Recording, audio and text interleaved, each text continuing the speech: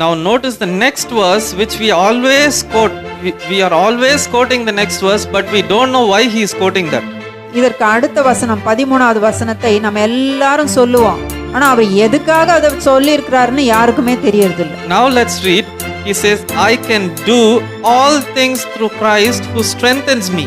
என்னை பலப்படுத்துகிற கிறிஸ்துவினாலே எல்லாவற்றையும் செய்ய எனக்கு பலன் உண்டு என்று சொல்லுகிறார். In all Facebook pages you'll find these verses. Everyone likes this verse, so they will post it. Facebookல பாத்தீங்கன்னா இந்த வசனத்தை எல்லாரும் போஸ்ட் பண்ணிருப்பாங்க. But do you know actually why Paul stated this? Do you know the meaning of this? Pavul எதுக்காக இந்த வசனத்தை சொன்னாருன்னு உங்களுக்கு தெரியுமா?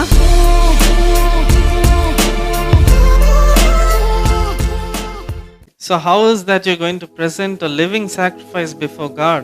நீங்கள் எப்படி உங்களை ஜீவ பலியாக ஒப்பு கொடுக்க போகிறீர்கள்? We see in Old Testament everyone presented only a dead sacrifice. பழைய ஏற்பாட்டில் அவர்கள் மரித்த காரியத்தை தான் பலியாக செலுத்தினார்கள். So Abraham also brought Isaac, but they presented a sacrifice through death. அவர்கள் மரணத்தின் மூலம் சில பலிகளை அவர்கள் செலுத்தினார்கள். But the difference that one is a sacrifice through death, but here we see it is a living sacrifice. அங்கெல்லாம் மரணத்தின் மூலம் சில பலி செலுத்தப்பட்டது. ஆனா இந்த இடத்துல ஜீவ பலி செலுத்தப்பட வேண்டும் என்று ரோமர்ல சொல்லப்பட்டிருக்கிறது. So notice the difference between both of the sacrifice. இந்த ரெண்டு பலிகளுக்கும் வித்தியாசத்தை பாருங்க. அது மரித்து ஒரு பலி, இது ஜீவ பலி. This is a far more senior, this is far more better sacrifice than the old one. இது பழைய பலியை விட இதுதான் மேன்மையான ஒன்றாக இருக்கிறது. It is a more pure sacrifice which is more pleasing unto God. ஏனென்றால் இது மிகவும் பரிசுத்தமானது, ஆகவே இது தேவனுக்கு பிரியமாய் இருக்கிறது. So here we see that Paul I'll show you a scripture now. So here in this scripture you will see that Paul actually presented himself as a living sacrifice. இப்பொழுது நம்ம பார்க்க போற இந்த வசனத்திலே பவுல் தன்னை எப்படி ஒரு ஜீவ பலியாக ஒப்பு கொடுத்திருக்கிறார் என்பதை நாம் அறிந்து கொள்ளலாம். So let's look at Philippians chapter 4 verses 11 to 13. ஆகவே பிலிப்பியர் 4ஆம் அதிகாரத்திலே 11, 12, 13 வசனங்களை பார்க்கலாம். Now not that I speak in respect of want, for I have learned in whatsoever state I am therewith to be content. என் குறைச்சலினால் நான் இப்படி சொல்லுகிறதில்லை, ஏனெனில் நான் எந்த நிலைமையில் இருந்தாலும் மன ரம்யமாய் இருக்க கற்றுக்கொண்டேன்.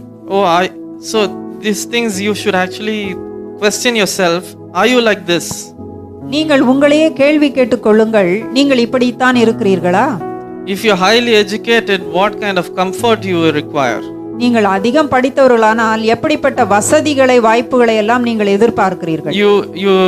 You expect respect from others, a certain way of treatment from others. மற்றவர்கள் உங்களை மேன்மையாக உயர்த்தி மதித்து நடத்த வேண்டும் என்று எதிர்பார்க்கிறோம் அல்லவா? Knowingly or unknowingly you expect these things. தெரிந்தோ தெரியாமலோ இதை நாம் எப்பொழுதுமே எதிர்பார்க்கிறோம். But Paul here says this scripture, this words, because he presented himself as a living sacrifice, I have learned in whatsoever state I am therewith to be content.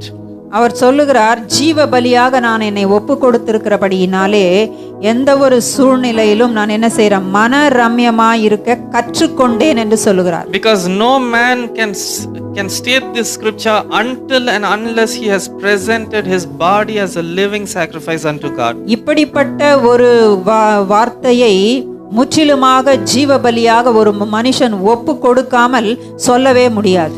I know both how to be abased and how to be abound. தாழ்ந்திருக்கவும் எனக்கு தெரியும், வாழ்ந்திருக்கவும் எனக்கு தெரியும். These scriptures speak a lot to you and me. இந்த வசனங்கள் நம்மிடத்திலே பேசுகிறது முக்கியமான விஷயங்களை. Or how much we expect from people, so much of fleshly desires. எவ்வளவு ஆசைகள் நமக்குள்ளே காணப்படுகிறது, நம்ம எவ்வளவு காரியங்களை மற்றவர்களிடத்திலும் எதிர்பார்த்து கொண்டிருக்கிறோம். But Paul, being a person who has given himself as a living sacrifice, states, I know both how to be abased and I know how to abound. ஜீவ பலியாக பவுல் தன்னையே ஒப்பு கொடுத்தபடினாலே அவர் சொல்லுகிறார், தாழ்ந்திருக்கவும் எனக்கு தெரியும், வாழ்ந்திருக்கவும் எனக்கு தெரியும். He knows to go in a car and he knows to walk down a street in the village. அவருக்கு கார்லயும் போக தெரியும், ஒரு கிராமத்துல நடந்து போகணும்னாலும் நடந்து போகவும் அவருக்கு தெரியும். But will you be like that? நீங்கள் அப்படி இருக்க முடியுமா? Will you and me be like that? நீங்களும் நானும் அப்படி இருப்போமா? But only people who have presented themselves as a living sacrifice can state these things. ஜீவ பலியாக தன்னை ஒப்பு கொடுத்தவர்கள், தேவனுக்கு ஒப்பு கொடுத்தவர்கள் மாத்திரமே இப்படிப்பட்ட காரியங்களை சொல்லவும் செய்யவும் முடியும். And he states, everywhere and in all things I am instructed both to be full and to be hungry, both to abound and to suffer need. எவ்விடத்திலும் எல்லாவற்றிலும் திருப்தியாயிருக்கவும் பட்டினியாயிருக்கவும் பரிபூரணம் அடையவும் குறைவுபடவும் போதிக்கப்பட்டேன். He's saying here, if I'm going in a car, I will be satisfied. If I walk down the street in a village, I will be satisfied and I'm happy. கார்ல நான் போக வேண்டி இருந்தாலும் நான் திருப்தியாயிருக்கிறேன். நான் ஒரு கிராமத்திலோ எங்கேயோ நடந்து போக வேண்டி இருந்தாலும் நான் திருப்தியாக தான் இருக்கிறேன். If I eat a very rich meal, a biryani, and if I eat only a poor meal, rasam, I'm happy. நான் பிரியாணியை சாப்பிட்டாலும் திருப்தியாயிருக்கிறேன், ரசம் சாப்பிட்டாலும் திருப்தியாயிருக்கிறேன்.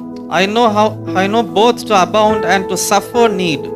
வாழ்ந்திருக்கவும் எனக்கு தெரியும், தாழ்ந்திருக்கவும் எனக்கு தெரியும் என்று சொல்லி திருப்தியாயிருக்கவும் பட்டினியாயிருக்கவும் திருப்தியாக நான் இருக்கிறேன் என்று சொல்கிறார் எல்லா சூழ்நிலையிலும். Now notice the next verse which we always quote. We are always quoting the next verse, but we don't know why he is quoting that. இதற்கு அடுத்த வசனம் 13வது வசனத்தை நம்ம எல்லாரும் சொல்லுவோம், ஆனா அவர் எதுக்காக அதை சொல்லி இருக்கிறாருன்னு யாருக்குமே தெரியறதில்லை. Now let's read. He says, I can do all things through Christ who strengthens me. என்னை பலப்படுத்துகிற கிறிஸ்துவினாலே எல்லாவற்றையும் செய்ய எனக்கு பலன் உண்டு என்று சொல்லுகிறார். In all Facebook pages you'll find these verses. Everyone likes this verse, so they will post it. Facebookல பாத்தீங்கன்னா இந்த வசனத்தை எல்லாரும் போஸ்ட் பண்ணிருப்பாங்க. But do you know actually why Paul stated this? Do you know the meaning of this? Pavul எதுக்காக இந்த வசனத்தை சொன்னாருன்னு உங்களுக்கு தெரியுமா? Read the previous verses which we have just now read. இது புரியணும்னா இப்ப நம்ம பார்த்தோமே முந்தின வசனங்கள், அதுதான் அதுக்கு பதில். Because only if you present your body as a living sacrifice, you will be able to tell, I can do all things through Christ who strengthens me. I know to go in a car, I know to walk down, I know to be hungry, and I know to be full. That's the actual meaning of this verse. ஜீவ பலியாக நீங்கள் ஒப்பு கொடுத்திருந்தால் மாத்திரமே நீங்கள் இப்படி சொல்ல முடியும், என்னை பலப்படுத்துகிற கிறிஸ்துவினாலே எல்லாவற்றையும் செய்ய முடியும், வாழ்ந்திருக்க முடியும், தாழ்ந்திருக்க முடியும், திருப்தியாக இருக்க முடியும், பட்டினியாக இருந்தாலும் நான் ஸ்தோத்திரம் சொல்ல முடியும் என்று சொல்லி நீங்கள் இப்படிப்பட்ட ஒரு காரியத்தை சொல்லி செய்யவும் முடியும்.